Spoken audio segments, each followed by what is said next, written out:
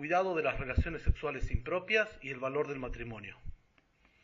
Como vamos a explicar al final, está vinculado al color azul del arco iris, y cuando observamos justamente el hermoso arco iris a través del color azul, nos recordamos de este principio que Dios nos ordena a limitarnos, ordenarnos y prolijarnos en cuanto a nuestra conducta íntima, la conducta con el otro sexo, con otras personas, o con respecto a todo lo que es la genitalidad, la sexualidad, la interrelación con el otro sexo, con el mismo sexo, o la prohibición de bestialismo, que esto es lo que vamos a trabajar.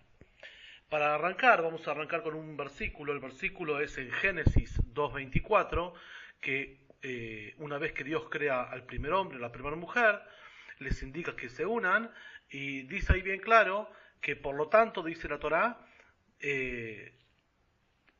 el hombre debe dejar a su padre y a su madre y se unirá a su esposa, y serán una sola carne. Así dice el versículo. Por lo tanto, dejará el hombre a su padre y a su madre y se unirá a su esposa y serán una sola carne. Obviamente que los comentaristas, los sabios de Israel, a través del Talmud y todos los legisladores, explicaron este versículo tal cual como fue recibido desde Sinai, desde el pacto de Sinai, como el versículo clave en el cual se desprenden las 4 prohibiciones básicas que tiene el precepto de Arayot, o el precepto de relaciones sexuales ilícitas. Y obviamente que este mensaje está incrustado dentro del versículo, y lo que hacen los sabios de Israel es desencriptarlo. Te vamos a leer ahora el versículo tal cual como se explica en el Talmud, y a través de los sabios de Israel, el Talmud, tanto el Talmud Sanedrín 59 como el Maimónides y todos los legisladores clásicos y contemporáneos.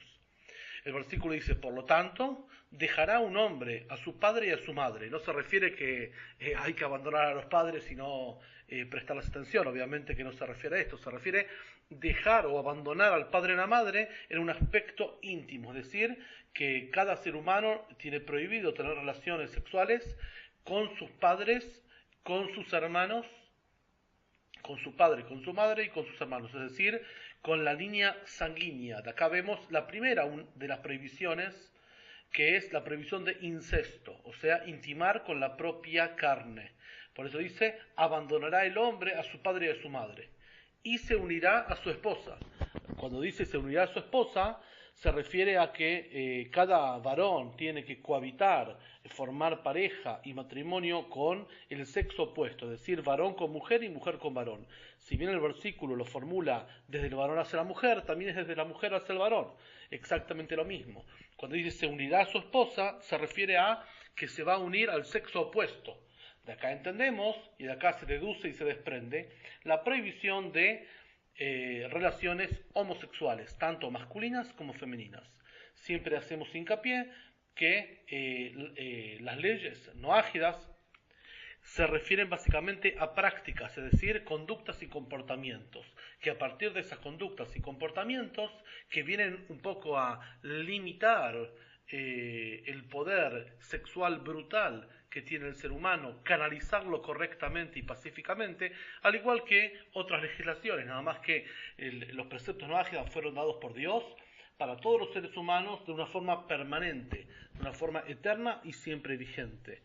Estas prohibiciones, además de estar expresadas en un lenguaje y en una indicación de comportamiento, tienen su trasfondo filosófico, ético, moral, espiritual, hasta místico, que es lo que vamos a ver en la segunda parte de la clase. Ahora recién estamos viendo el desencriptar del versículo y el alcance de las prohibiciones con respecto a la conducta sexual. Entonces, la segunda deducción que hacíamos del versículo es que se unirá a su esposa, se refiere a que ahí está la prohibición de relaciones sexuales homosexuales, es decir, con el mismo género, tanto varón con varón como mujer con mujer. También de este versículo se aprende que el varón se va a unir a su esposa, es decir, a su esposa, dicen los sabios, y no a un animal, es decir, que de acá se desprende la prohibición de bestialismo o zoofilia, es decir, genitalidad o sexualidad con animales, tanto el varón con animales, tanto la mujer con animales. Porque el versículo dice, se unirá a su esposa, es decir, a un ser humano, no a un animal. Y de este mismo versículo, que se unirá a su esposa, también se deduce la prohibición de adulterio. O sea que cada varón tiene que unirse a su mujer, a aquella que eligió para desposarla, y cada esposa también a su varón, o sea, a su contrayente, y no al contrayente o a la esposa de otro. De acá vemos la prohibición de adulterio o relaciones sexuales con la mujer o el varón que no es el que uno eligió, es decir, lo que se conoce con el nombre de adulterio. Resumiendo de este versículo, por lo tanto, dejará un hombre a su madre, a su padre y a su madre, y se unirá a su esposa, y serán una sola carne, de Génesis 2:24, se desprenden las 4 prohibiciones que incluye la conducta sexual prohibida para todos los seres humanos en el precepto de Arayot y sus derivaciones que vamos a ver más adelante. Pero resumiendo la primera es el incesto, deducida de el versículo, por lo tanto dejará un hombre a su padre y a su madre, es decir, tiene que no cohabitar con padre y madre ni hermanos, la misma sangre, y se unirá a su esposa, que de la palabra se unirá a su esposa desprendemos 3 prohibiciones. La de a su esposa y no a el mismo género, un varón, tiene que ser el sexo opuesto a la unión, a su esposa y no con un animal, es decir, la prohibición de zoofilia o bestialismo, y a su esposa y no con la esposa del otro, o con el esposo del otro, la prohibición de adulterio. Es decir, básicamente 4 prohibiciones sexuales: incesto, bestialismo, adulterio y homosexualidad. En base a estos parámetros, los sabios también nos revelaron la prohibición de uniones sexuales sin la intención de formar una pareja y en el marco del matrimonio o concubinato, de tal forma que cada varón esté con una mujer en un hogar, se puedan divorciar o casar de nuevo, pero básicamente en el marco, y eso la Torah promueve, cada varón con una mujer. Por eso todas las demás prohibiciones y uniones sexuales que no tienen una intención de formar hogar se denominan promiscuidad. Y dichas uniones provocan muchos daños en la mente, las emociones de las personas y lamentablemente también hijos no planificados, y es fuente de violencia absoluta, como vemos lamentablemente cuando la gente no tiene estos parámetros de vida y esta conducta sexual ordenada, prolija, no abstenerse, Dios libre, de la sexualidad, que es un regalo hermoso que Dios le dio al ser humano, sino canalizarlo como Dios quiere. Vemos que la promiscuidad y las relaciones sexuales sin ningún tipo de tapujo ni límite traen violencia, traen asesinato, traen todo tipo de conductas perniciosas para el individuo y para la sociedad. Obviamente que dentro de esto se incluye también la prohibición de violar, o sea, forzar sexualmente a cualquier persona. Eso no solamente incluye en un pecado sexual, una transgresión sexual, sino también esto induce al asesinato y al robo, que son otras prohibiciones también no ágidas, porque al forzar a una persona a tener intimidad cuando no quiere, se le está hiriendo y dañando tanto psicológicamente como físicamente, incluso robando su cuerpo, o sea, robando el derecho de su cuerpo. Esta violación, la prohibición de violación, también incluye a la propia esposa en la unión sexual. Es decir, toda vez que se usa la fuerza para tener relaciones con alguien, es llamada violación, tanto sea la esposa, tanto no sea la esposa. En este caso, cuando uno de los cónyuges se rehúsa a tener intimidad con su pareja, el problema debe resolverse en forma adecuada y nunca por medio de la fuerza. También esto incluye la prohibición de masturbación, tanto para hombres como para mujeres, y esto tiene que ver con 2 motivos.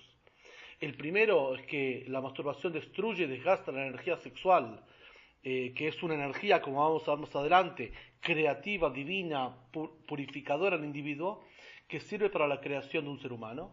Y segundo, daña la mente humana al traer en ella inmoralidad. Y la mente es lo más importante y lo que hace que la persona sea quien es decir, la autosatisfacción o el no compartir la sexualidad con otro ser hace que la persona se llene de autoegoísmo y autoidolatría, como que es autosuficiente y no requiere de otro para obtener placer sexual. Es por eso que la Torá a través de los 7 principios, nos ordena de abstenernos de todo acto inmoral, pues justamente esta observación y este cuidado, al no hacerlo, al no tenerlo en cuenta, esto contamina la mente y también, no solamente la mente, sino el cuerpo, donde el cuerpo no está cuidado y protegido espiritualmente para que sea receptáculo para el alma, ya que el cuerpo fue concebido a imagen y semejanza divina, es decir, como un receptáculo para la espiritualidad del alma. Por eso el cuerpo tiene que cuidarse no solamente de no robar y no asesinar, sino de su pureza sexual en el aspecto de abstenerse de las relaciones prohibidas y por la positiva, digamos, abogar y buscar la felicidad y canalizar la sexualidad en el marco de la pareja, en el marco del matrimonio. Esto lo vimos personificado y ejemplificado en la vida del propio Noaj, que Noé, se apartó por completo de los caminos torcidos de su generación y por eso tuvo el mérito de ser protegido, guarecido y salvado en el arca, tanto él como su familia, que eran observantes de estos principios fundamentales que Dios dio. En cambio, todo el resto de la humanidad pereció en la devastación del diluvio a causa que se degeneró violando estas prohibiciones sexuales. Por eso está prohibido no solamente transgredir a través de esto, sino ser partícipe de cualquier acto de inmoralidad. Es decir, apoyar de alguna manera a que suceda dicho acto prohibido. O sea, no solamente no hacerlo uno, sino evitar ser partícipe, por ejemplo, participando en shows de exhibición sexual o dando apoyo de todo tipo, tanto apoyo económico como apoyo amistoso, moral, o permitiendo que en el entorno de uno se desarrollen este tipo de acciones promiscuas. Y por el mismo motivo no se debe causar la transgresión sexual en otras personas, aunque uno mismo no participe de dicho acto. Por ello está prohibido seducir, incluso si dicha seducción no llegó a causar el acto prohibido. Es decir, el acercamiento a estos temas también hay que abstenerse. El acto de participar de una boda homosexual, por ejemplo, o el acto de callar frente a un incesto, y cualquier hecho que dé lugar a aprobación o cualquier tipo de apoyo para una unión prohibida es una gran transgresión, porque justamente, si bien uno no lo hace, pero está dando el aval a que eso se haga y está como también aceptando que otros lo hagan a pesar que uno no lo hace. Hasta acá son básicamente las normativas generales de las prohibiciones de la conducta, o sea, las reglamentaciones y la normativa no ágida frente a las prohibiciones de índole sexual, es decir, los actos sexuales ilícitos. Obviamente cada una de estas leyes tiene sus ramificaciones, sus detalles y pormenores que lo vamos a ir desgranando en este marco y también en próximas clases, pero quería detenerme, más allá de la letra puntual de la normativa y cada uno de los pormenores y detalles que son abundantes, y hay varios libros que lo explican y lo vamos a ir nosotros también desgranando. Por ejemplo, el libro Sheva Mitzvot Hashem, los 7 principios de Dios, del rabino Weiner, que es un rabino contemporáneo, que ahí describe y amplía y abunda en detalles y situaciones, cuando está prohibido en un principio, cuando algunas conductas se permiten, cuando se prohíben, todos los detalles y normativas lo vamos a ir desgranando, pero quería detenerme en el marco de esta clase, hablar del concepto más filosófico, más comprensivo, quizás la concepción espiritual, emotiva, emocional y psicológica que hay detrás de estas prohibiciones. Porque visto así, bueno, es una normativa, pero la letra seca de la normativa tiene mucha humedad espiritual, por decir de alguna forma. Es decir, que hay un trasfondo de conceptos, razones, sentidos, propósitos y significados de cada una de las normativas. Entonces, lo que vamos a hacer a partir de ahora es tratar de comprender, tratar de analizar diferentes aristas y aspectos de este tipo de prohibiciones que hablamos, cuál es el trasfondo, cuál es la razón, y no solamente por la negativa, o sea, qué está prohibido, sino básicamente las prohibiciones verlas como limitaciones para dar formato y silueta a un elemento. Igual que yo tengo una piedra en bruto y quiero de esa piedra esculpirla y hacer una escultura. Lo mismo en respecto a las normativas, que en la sexualidad, si una persona no pone ningún tapujo, ningún límite, es como una piedra en bruto, que no expresa nada, expresa solamente un instinto animal. Pero Dios quiere que tengamos una sexualidad humana, espiritual casi, de tal forma que la persona exprese toda su emoción, todo su ser, y utilice el vehículo sexual en la forma más adecuada, y esto es lo que vamos a empezar a investigar ahora. La primera pregunta que debemos formularnos es si estas normativas no están un poco anticuadas o pasadas de moda, porque aparentemente son reglas que si uno observa su entorno no son muy aplicables, no son muy aplicadas por la gente, aplicables sí son, pero no por la gente que generalmente nos rodea. Entonces cabe la pregunta si estas normativas son vigentes hoy en día o están pasadas de moda.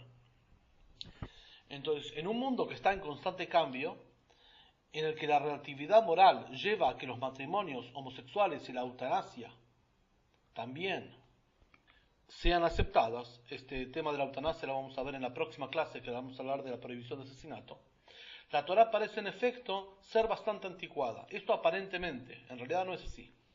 Las leyes hechas por los hombres son constantemente modificadas para adaptarse a los nuevos tiempos y circunstancias. Cuando se construye una nueva autopista de alta velocidad, los legisladores del tránsito pueden decidir que es seguro aumentar el límite de velocidad. Si hubiera una escasez de combustible, estos mismos legisladores podrían decidir reducir el límite de velocidad con el objetivo de conservar el suministro energético. La legislación humana se adapta constantemente a la fluctuación de la realidad. Esto es con respecto a las leyes humanas, leyes hechas por los seres humanos. De hecho, uno de los principios universales, que vamos a ver más adelante, es dinim, o sea, que haya un sistema judicial y de normativa y observar ese sistema. Que obviamente Dios da la libertad al ser humano, que se reúna en parlamentos, en legislaciones, que todo el mundo acepte esa forma de gobierno y asuma el hecho de cumplir las normativas. Las normativas hechas por seres humanos son fluctuantes, depende cada caso, cada circunstancia, cada momento y lugar, se puede ampliar o estrechar o hacer más estrecho el límite de la ley. Pero eso es con respecto a las leyes humanas. Pero las leyes de Dios son constantes, coherentes y eternas. La legislación divina gobierna sobre las cuestiones morales.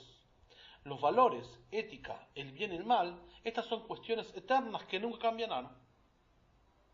Es decir, que la novedad de las leyes noágidas es que son de origen divino, es decir, hay una legislación, una Torá, una enseñanza y una ley divina para todos los seres humanos.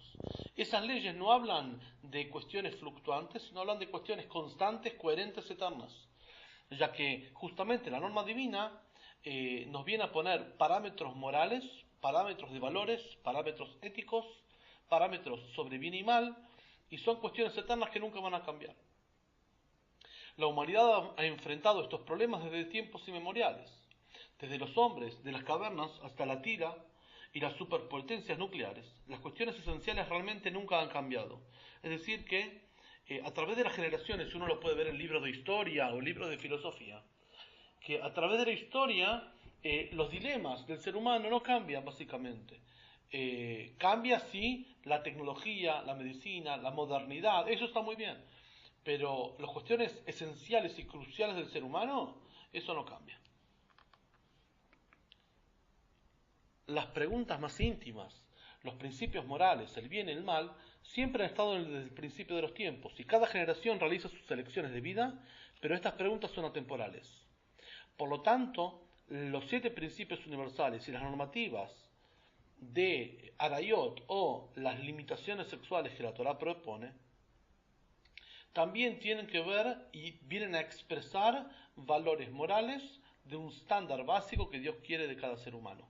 Por eso vemos que el adulterio estaba prohibido en los días de Moshe y antes en los días de Noaj y todavía está presente en nuestros días. Lo mismo sucede con el incesto.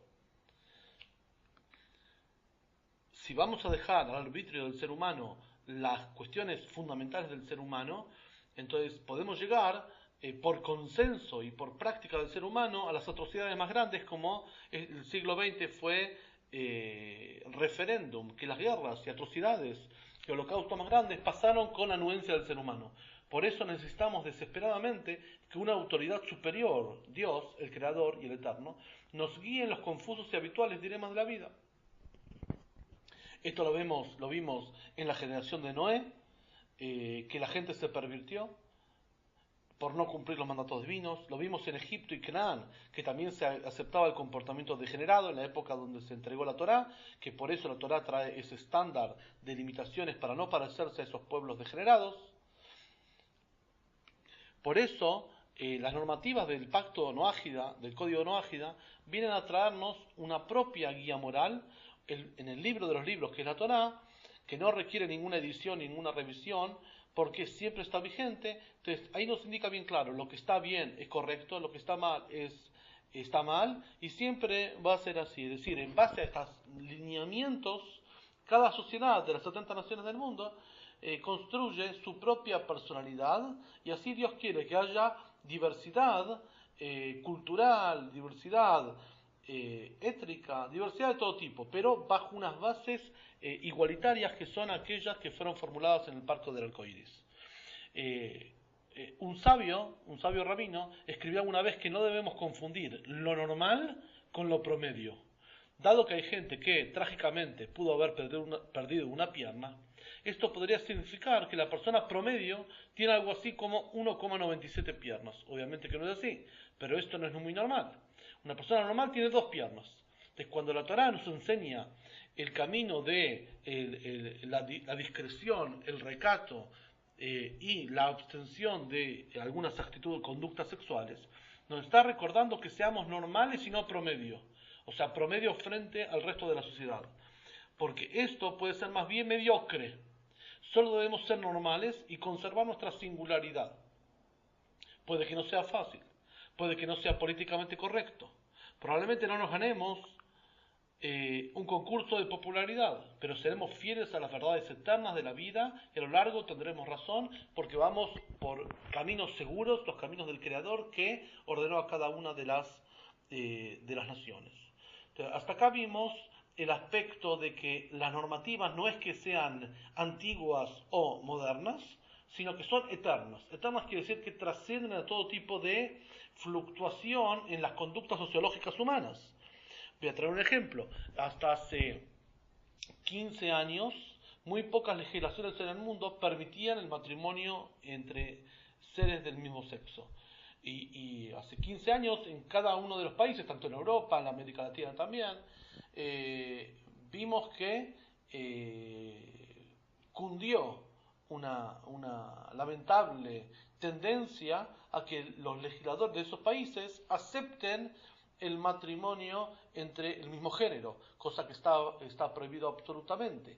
Y esto con una gravedad mucho más punzante e hiriente, lamentablemente. Ya un antecedente está en el Midrash, en el libro fundamental del pueblo judío, el Midrash, las compilaciones y las exégesis de los sabios hebreos, cuando nos cuenta, el Midrash Rabbah, nos cuenta que en la época del diluvio, prediluviana, la generación donde actuó Noé y sus hijos, toda esa generación se pervirtió y corrompieron todas las leyes que Dios les había ordenado. Pero hubo 3 elementos que violaron, que eso fue la gota que rebalsó el vaso, y el diluvio se sobrevino por eso. Dios envió eso porque ya cruzaron todas las líneas rojas. Entre otras cosas era que los estados, las formas de gobierno que había entonces, inscribían, o sea, daban legalidad a las relaciones homosexuales y a las relaciones zoofílicas, es decir, entre varón y animal, es decir, que tenían la cobertura y tenían el apoyo y tenían la anuencia del gobierno de ese entonces. O sea que la prohibición pasó de ser algo individual a algo aceptado por el gobierno. Entonces, ¿qué va a pasar con las próximas generaciones? Las próximas generaciones ya van a aprender que el matrimonio homosexual o la zoofilia son actos permitidos por el gobierno, incluso aceptados y avalados con libretas de matrimonio.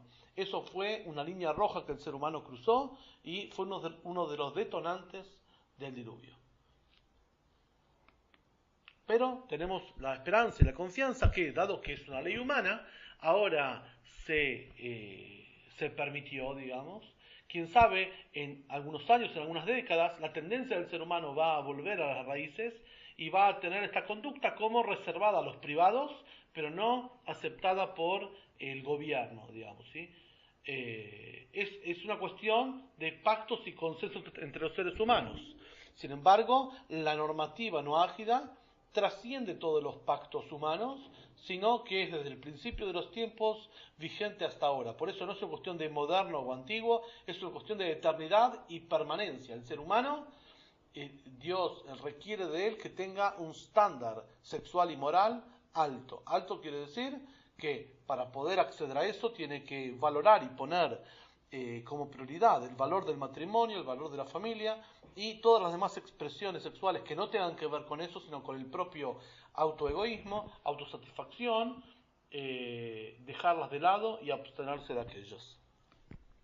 Ahora les propongo, siguiendo esta idea de analizar la cuestión de la sexualidad, no solamente desde la normativa, desde la ley, sino desde el concepto espiritual de la Torá, vamos a investigar un poco por qué es que tenemos un impulso sexual y de dónde proviene la sexualidad.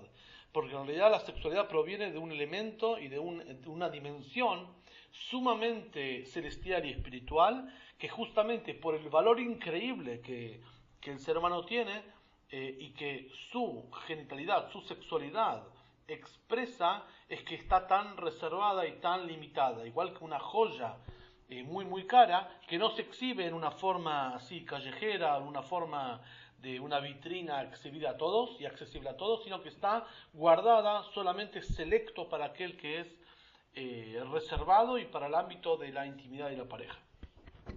O sea, un ámbito muy privado.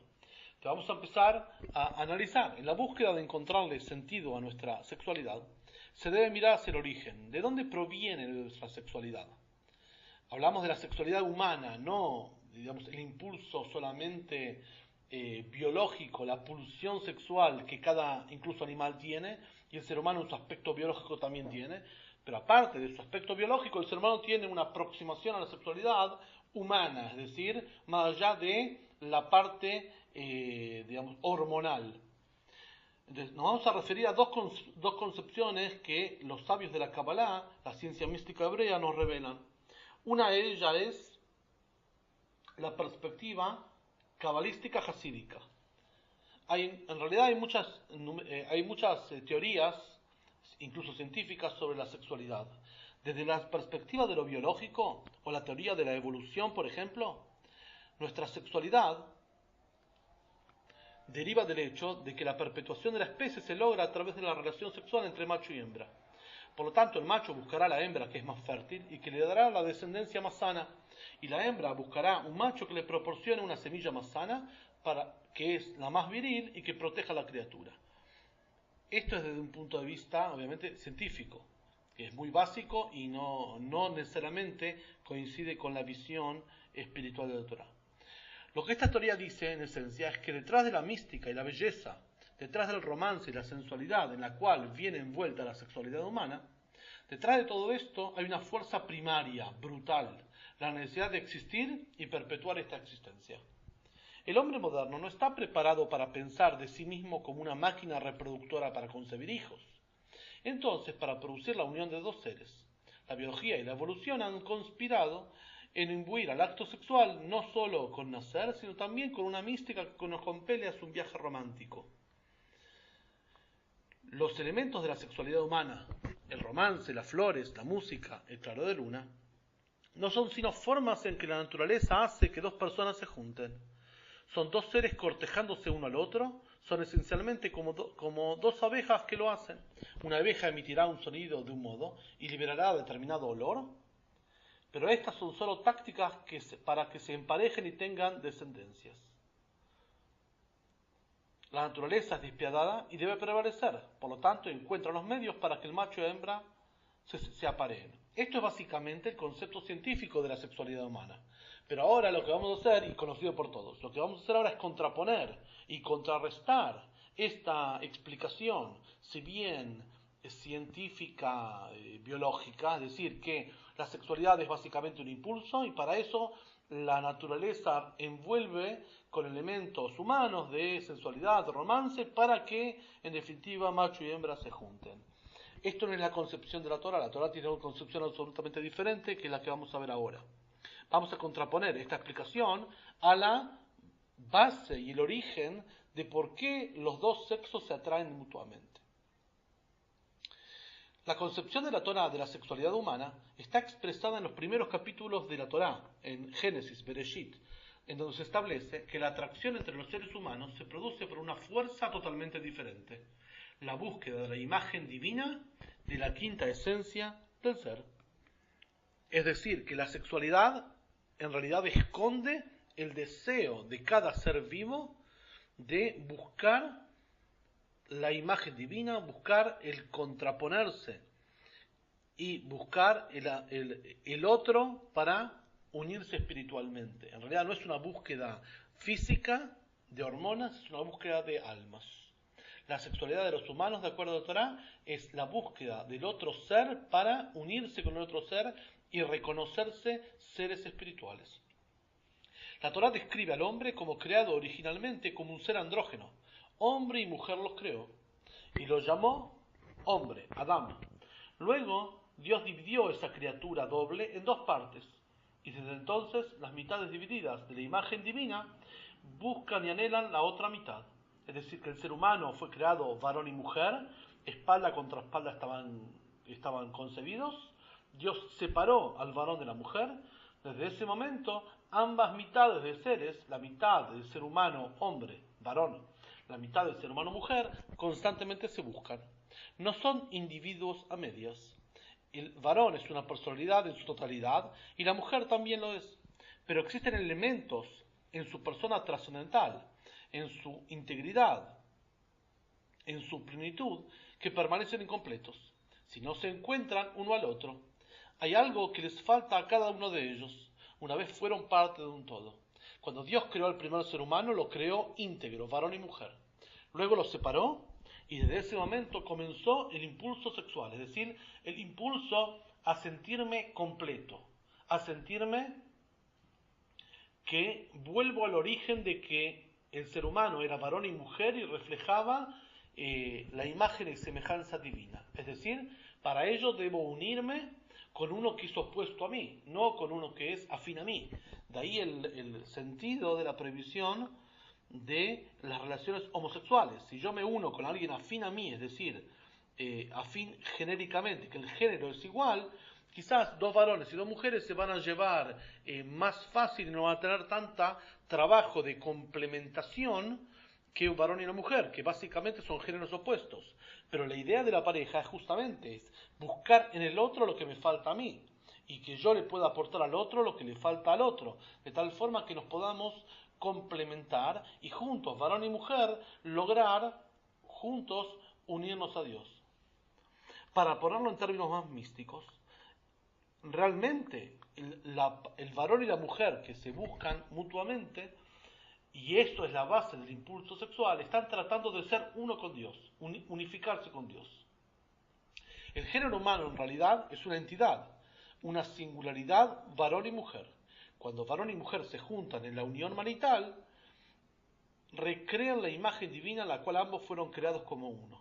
O sea, es el acto sexual entre varón y mujer, es el acto más espiritual y elevado que una persona puede acceder, si lo hace dentro del marco de los preceptos universales o para el pueblo judío de los preceptos judíos, porque nos lleva a complementarnos y nos lleva a recrear la imagen divina, es volver atrás el tiempo hasta el primer hombre y la primera mujer antes de ser divididos.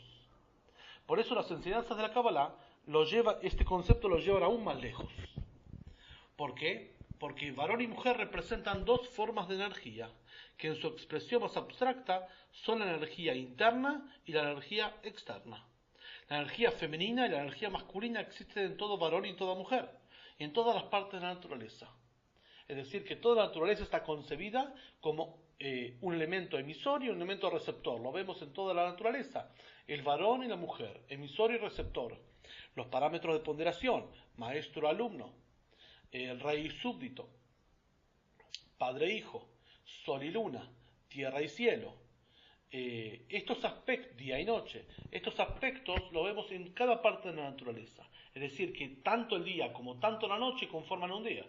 Si no hubiera noche, no hubiera día, una de las partes faltaría. Es decir, que varón y mujer son las últimas expresiones de una creación divina que se refleja en toda la naturaleza, que tiene dos partes, la parte emisora y la parte receptora. Asimismo, Dios también se describe a veces alegóricamente en forma femenina y en forma masculina, por decirlo de una forma, porque incluye ambas energías, la interior y la exterior.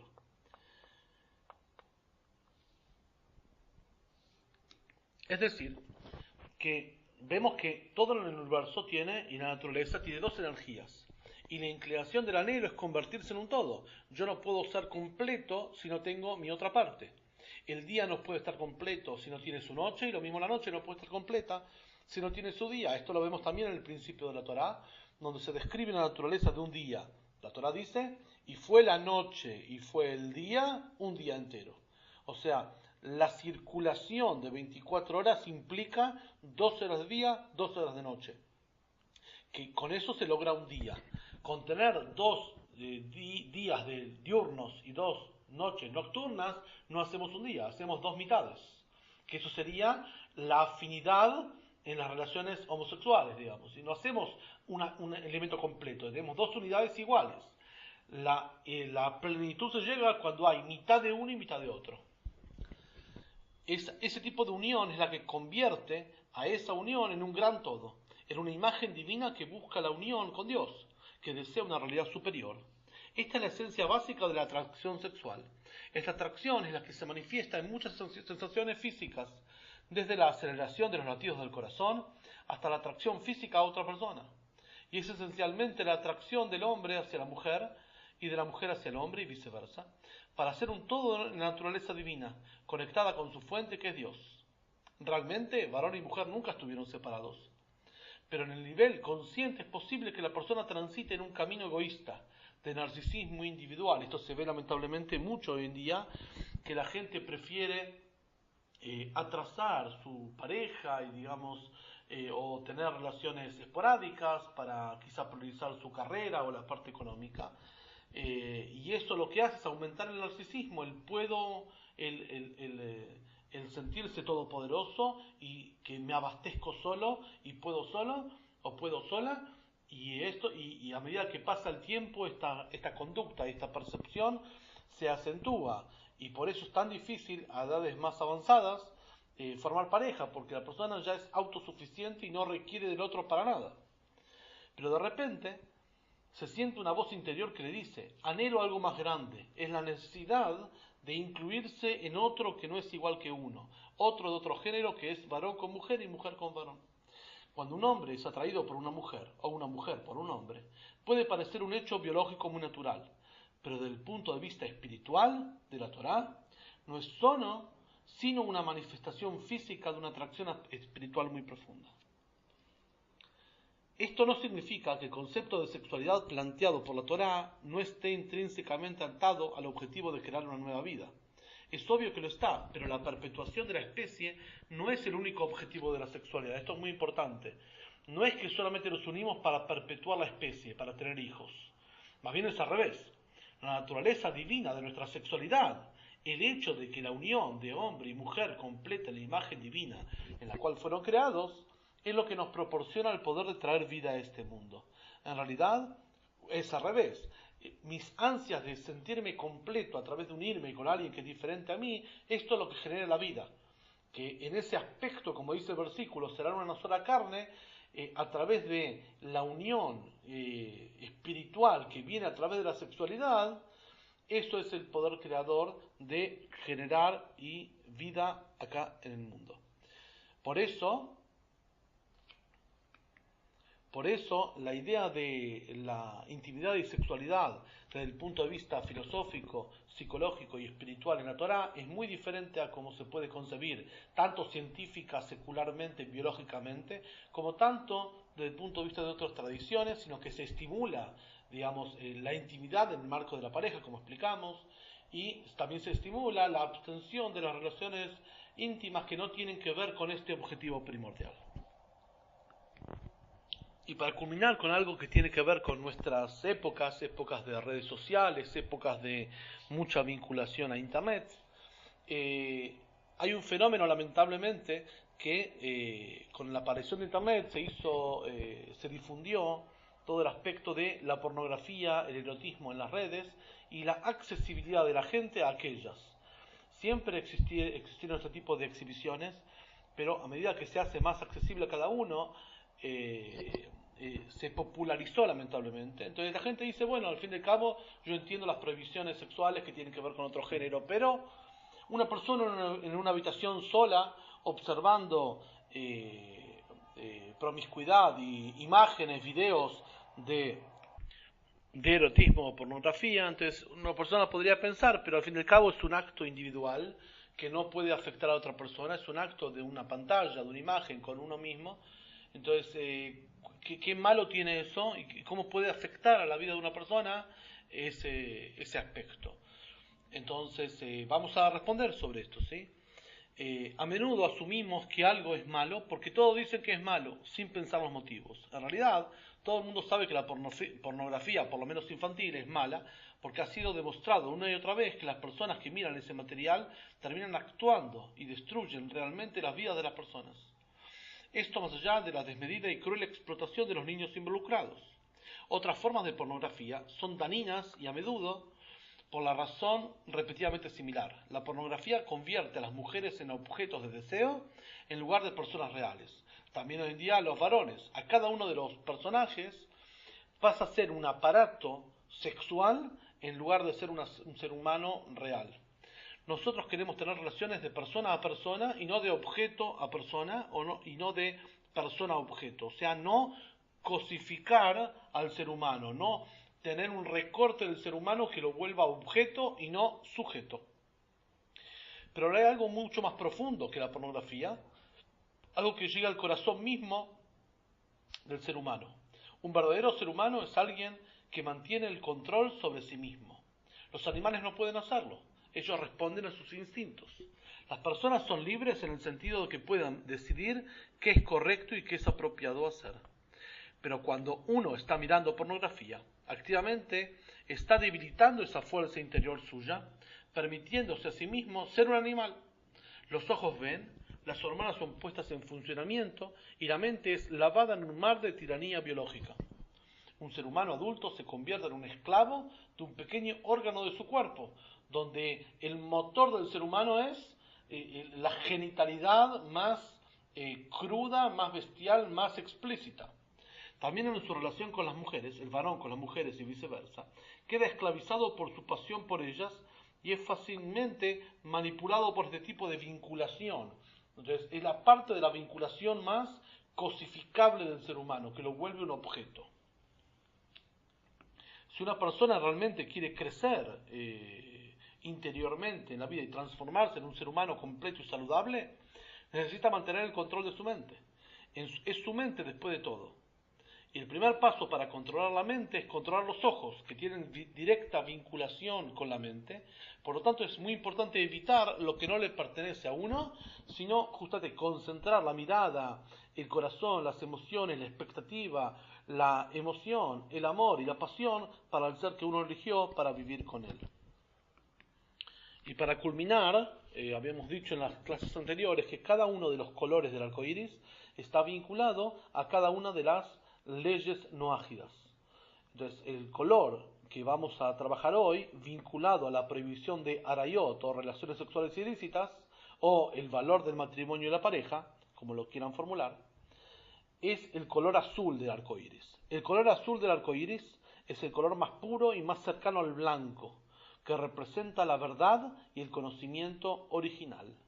O sea, el azul es nobleza, es pureza, refiere el azul al color del cielo, es un color fresco, es un color que trae calma y representa el cabal cumplimiento del amor y la bondad, de los cuales proviene una naturaleza pacífica que nos lleva a estar cercanos a los cielos. Y nos viene el color azul, que expresa todos estos valores y estos principios, a describirnos que el fundamento de la prohibición en las relaciones sexuales ilícitas es justamente para tener una vida íntima, una privacidad canalizada y focalizada en la persona que elegimos para vivir, y y a través que vamos a desarrollar nuestra sexualidad y espiritualidad con esa persona, entonces vamos a obtener todos estos principios, estos atributos de frescura, de calma, de amor y bondad, que es lo que una persona obtiene cuando tiene una vida sexual ordenada, prolija, canalizada correctamente y no en una forma desordenada y esporádica.